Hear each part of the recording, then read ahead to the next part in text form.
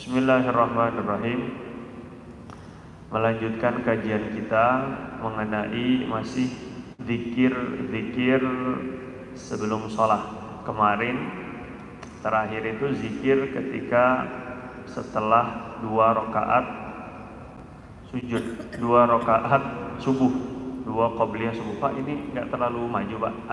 Agak terlalu mundur saja. Agak maju mungkin dikit boleh. Lebih rapat biar hangat. Masya Allah.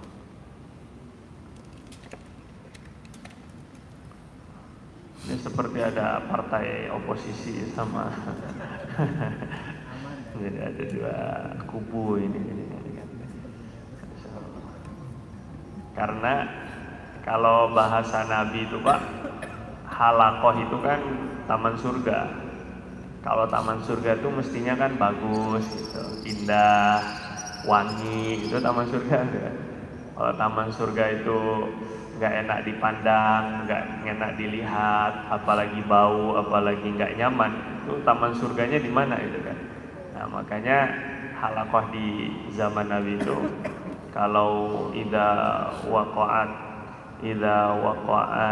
sakotot waraqah, kalau seandainya ada daun itu waqa'at ala ra'si ahadihim, kalau ada daun jatuh pun jatuhnya di atas salah satu kepala sahabat karena halakohnya rapat. Nah, karena halakohnya itu rapih, nah itulah lebih kurang ya. Dan halakoh itu artinya lingkaran gitu ya. Kalau ini bukan halakoh, itu hilal, hanya bulan sabit kalau nggak sampai merapat ya. Bismillahirrahmanirrahim. Babu ma yaqulu idzan taha ila soffi. Waduh.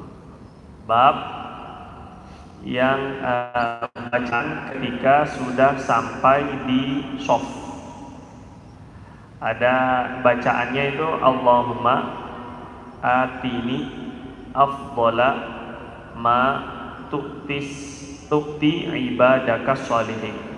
Allahumma atini afdhala ma tukti ibadakas sholihin. Ya Allah, berikan hamba sebaik-baik apa yang engkau berikan kepada hamba-hambamu yang soleh. Ini bacaan saat ketika sudah sampai di shaf. Jadi ada bacaan ketika setelah azan, ada bacaan ketika setelah qobliyah subuh. Nah ini ada bacaan ketika mendengar iqomah, ada bacaan ketika di shaf, sudah sampai di shaf, terus kemudian bacaan. Nah ini bacaannya Allahumma adini afdhala ma tukti ibadakas sholihin. Nah ini diamalkan ya, yang walaupun sekali lah minimal, kata Imam Nawawi itu kalau mau jadi dicatat Allah sebagai pengamal sunnah tuh minimal amalkan 1 kali ya. Hadisnya ini dalilnya itu dari riwayat Imam An-Nasai dari Sayyidina Sa'ad bin Abi Waqqas radhiyallahu taala anhu. Anna rajulan jaa ila shalah. Ada seseorang datang ke salat, maksudnya datang saat ke shaf, wa Rasulullah SAW yusolli, dan Nabi SAW ketika itu sedang sholat. Berarti masbuk lah ya, masbuk dikit ya, nggak masbuk sampai ninggalin rakaat. Nabi sudah sholat terus kemudian datang dia. Faqala hinan taha ila shaf. Kemudian dia membaca ketika sudah sampai di shaf, berarti sudah berdiri. Sudah sampai berdiri di shaf, terus dia baca doa yang tadi, Allahumma atini afdhala ma tukti ibadakas sholihin gitu ya. Kalau nggak hafal bahasa Arabnya ya minimal bahasa Indonesia rayanya lah ini ya. Terus kemudian setelah baca doa itu, falamma qadha Rasulullah sallallahu alaihi wasallam as-shalah, ketika Nabi SAW selesai sholat, qala, maka Nabi SAW bilang, manil mutakallimu anifan. Siapa tadi yang baca doa tadi? Siapa tadi yang baca tadi? Siapa tadi? Qala, kata si laki-laki, ana ya Rasulullah, saya Nabi yang baca. Qala, Nabi bilang, idzan yuqaru jawaduk, kalau betul, kalau begitu, maka nanti akan terpotong kepalamu. Watustashhadu fi sabilillahi ta'ala, dan kamu akan mati syahid di jalan Allah Subhanahu wa ta'ala. Hadis riwayat Imam An-Nasai. Jadi pertama Pak, ini hadis adalah membuktikan memang ada di zaman sahabat itu yang mungkin mirip-mirip kayak kita, datangnya tuh pas komat gitu. Jadi ya kayak saya lah gitu ya. Jadi nggak semua sahabat itu standby saat ketika sudah komat tuh baru datang. Ada sebagian sahabat itu datangnya justru saat ketika sudah komat. Tapi ini yang penting jangan jadi kebiasaan Pak, maksudnya. Diusahakan untuk sebelum komat itu sudah ada di tempat sholat. Nah, kalau sebahagian orang itu nggak mau datang sebelum qomat, takut disuruh jadi imam, itu masalahnya dia. Tapi kalau di masjid kita, imamnya udah jelas. Bapak walaupun datang sebelum azan nggak bakal disuruh jadi imam, Pak, tenang aja gitu ya. Nah, tapi kalau sebahagian tempat, mungkin dia khawatir, mungkin takut, mungkin nggak enakan dan sebagainya, akhirnya jadi dia agak berlambat-lambat ini jadi untuk biar nggak jadi imam. Tapi kalau di sini ini nggak jadi imam, jadi bapak nggak ada alasan. Lagipun kita berusaha untuk salah satu cara menghilangkan kemunafikan dalam hati adalah dengan sholatnya dengan semangat. Karena ciri orang munafik itu sholatnya malas. Idza qamu ila sholati qamu kusala. Kalau mereka berangkat sholat, ciri-ciri orang munafik itu berangkat sholat itu malas-malasan. Bukan nggak sholat, sholat juga, tapi bangunnya itu malas. Kelihatan tampang malasnya, kelihatan gerak-gerik tubuh malasnya. Nah ini maka dalam kitab Fathul Mu'in itu Imam Zainuddin Al-Malibari, beliau mencantumkan sunnah sholat itu pertama, sunnah sholat pertama itu adalah qiyam binasyat, bangun dengan semangat. Nah ini bangunnya itu dengan semangat untuk menghilangkan ciri-ciri munafik. Jadi kita berusaha untuk menghilangkan kemunafikan itu dengan segera ataupun dengan semangat ketika bangun sholat. Bisa dipahami Pak ya? Nah terus kemudian artinya kepada yang kalaulah ada yang datangnya setelah qomat, itu kita nggak boleh pandang sinis. Nah, tegur ya kalau memang sudah menjadi kebiasaan, namun pandang sinis jangan, karena di zaman Nabi pun ada juga yang datangnya habis qomat. Jadi qomat itu baru datang. Ada seorang sahabat namanya Sayyidina Abu Bakr. Ada seorang sahabat namanya Sayyidina Abu Bakr. Ini lebih keren lagi nih Pak, radhiyallahu ta'ala anhu, bukan Abu Bakar ya, Abu Bakr. Sayyidina Abu Bakr ini waktu Nabi udah sholat, datang beliau baru datang. Ternyata baginda Nabi itu keburu ruku. Maka untuk mendapatkan ruku bersama imam, beliau itu ruku dari jauh, dari luar masjid itu udah ruku. Jadi mendengar Nabi SAW Allahu Akbar ruku, maka Sayyidina Abu Bakr ini langsung ruku dari luar, kan? Kita lah dari belakang pelataran tuh udah ruku duluan, saking nggak pengen masbuk. Masya Allah ini kan.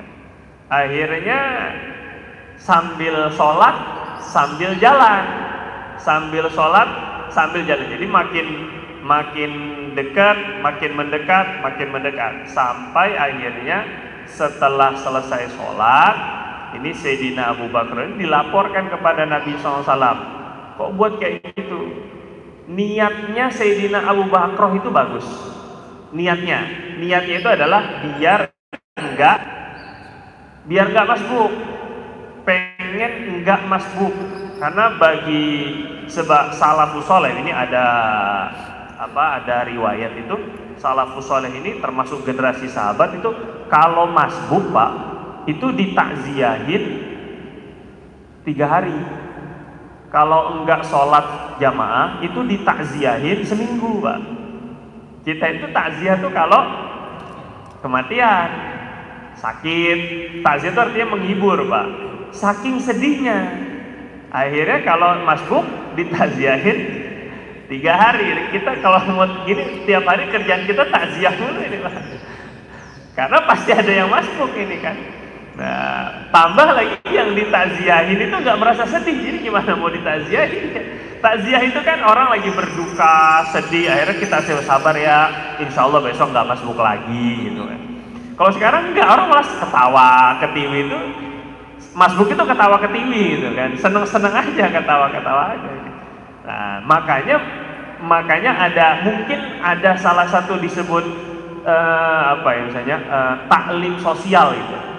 Ini adalah gerakan sosial untuk membuat orang yang masbuk tadi itu, karena dia kan sedikit banyak dimalu Pak, apalagi sampai enggak sholat jamaah itu sampai malu. Orang seminggu Pak ditakziah gimana enggak malu ini kan, lebih daripada kematian. Kalau kematian paling 3 hari aja, ini sampai seminggu.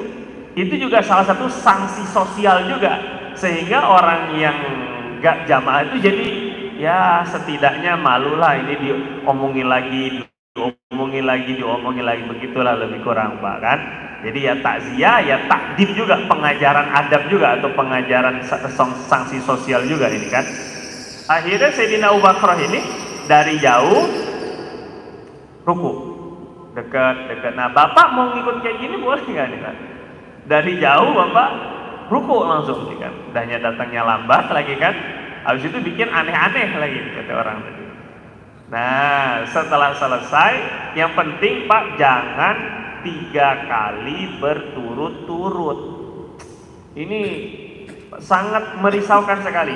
Jumhur ya, mayoritas ulama itu mengatakan gerakan 3 kali berturut-turut itu membatalkan sholat. Dan ini banyak yang nggak paham orang-orang sholat ini. Kadang itu sering sekali, kalau Bapak sekarang udah ada ilmunya, punya ilmu itu punya tanggung jawab. Tanggung jawabnya adalah menyampaikan apa yang kita terima kepada orang-orang yang tidak tahu. Contoh Bapak ngelihat sekarang ini, nanti ngelihat ada orang sholat gerakannya 3 kali berturut-turut, Bapak nggak tegur, Bapak kena dosa, karena itu nggak nahi mungkar. Kalau benar-benar tahu 3 kali berturut-turut. Makanya jadi ulama ini susah-susah. Ya begitulah Pak ya, susahnya tuh tanggung jawab. Kita ngeliat orang wudhu, kan, wudhunya nggak benar, tapi nggak kenal, kan negor orang nggak kenal tuh rada asak kumaha gitu bahkan ya. Ini kita nggak kenal, nggak apa, bukan saudara, bukan apa, tiba-tiba Pak, maaf itu tumitnya belum masih kering, tapi itu wajib.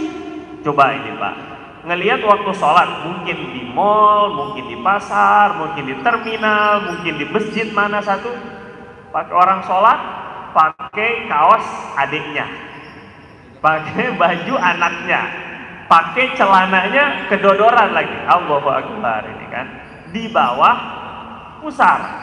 Terus Bapak nggak tegur, padahal Bapak melihat dia jelas-jelas lagi sujud kebuka.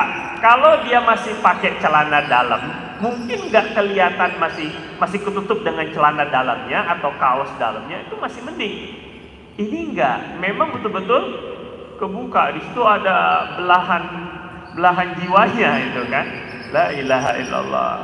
Terus Bapak nggak tegur, kira-kira kita dosa apa enggak Pak? Dosa, karena kita tahu sholatnya nggak sah, terus kita diam aja.